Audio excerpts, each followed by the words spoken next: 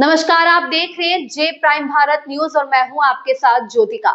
आइए रुक करते हैं खबर की ओर। नारी शक्ति वंदन अधिनियम, आधी आबादी को मिला पूरा अधिकार।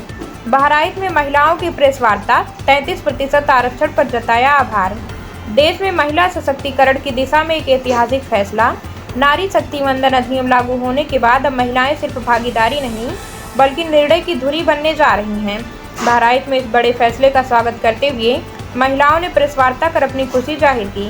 बहराइच के कलेक्ट्रेट सभागार में आयोजित इस प्रेस वार्ता में जनपद की प्रभावी और प्रतिष्ठित महिलाओं ने हिस्सा लिया, जहां इस अधिनियम को महिलाओं के सम्मान, अधिकार और सशक्तिकरण का नया अध्याय बताया गया।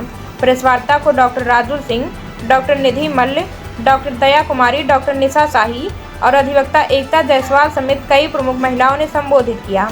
वक्ताओं ने कहा कि अब महिलाएं सिर्फ वोटर नहीं रहेंगी बल्कि देश की नीतियों को तय करने में भी निर्णायक भूमिका निभाएंगी।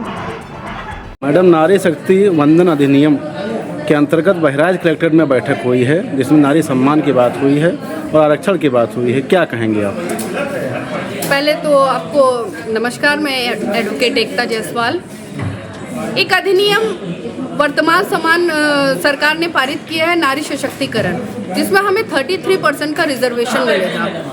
वर्तमान समय में हम सिर्फ 13.8% हैं और यदि 33% का रिजर्वेशन मिलता है हमें, तो मैं तो ये कहूँगी कि पंचायत से पार्लियामेंट की तैयारी हो रही है।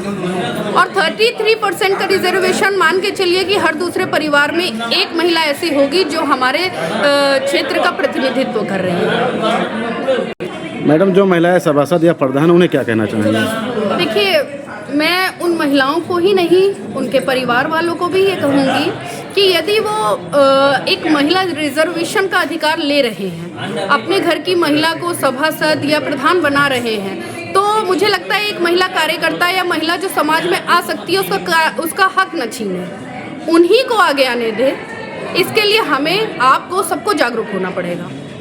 ठीक। बारे में मैं यही कहना चाहूँगी कि बहुत अच्छी पहल है, क्योंकि जब हम घर बना सकते हैं, सोसाइटी बना सकते हैं, तो हम उसी सोसाइटी के लिए पॉलिसीज़ भी बना सकते हैं और ये सशक्त करने के लिए महिलाओं को, क्योंकि वहाँ जब बैठेंगे तो जो हमारी निजी दिक्कतें हैं, प्रॉब्लम्स हैं, हम उनके बारे में बहुत अच्छी तरीके से बात कर पाएंगे और उसका एक सोल्यूशन निकाल पाएंगे।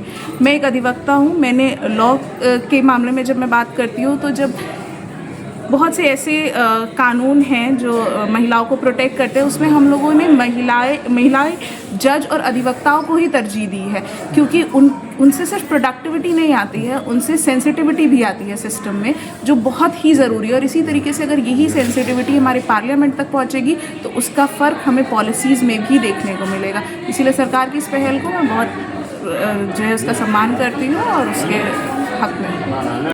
इस खबर में बस इतना ही। बने रहिए जे प्राइम भारत न्यूज के साथ।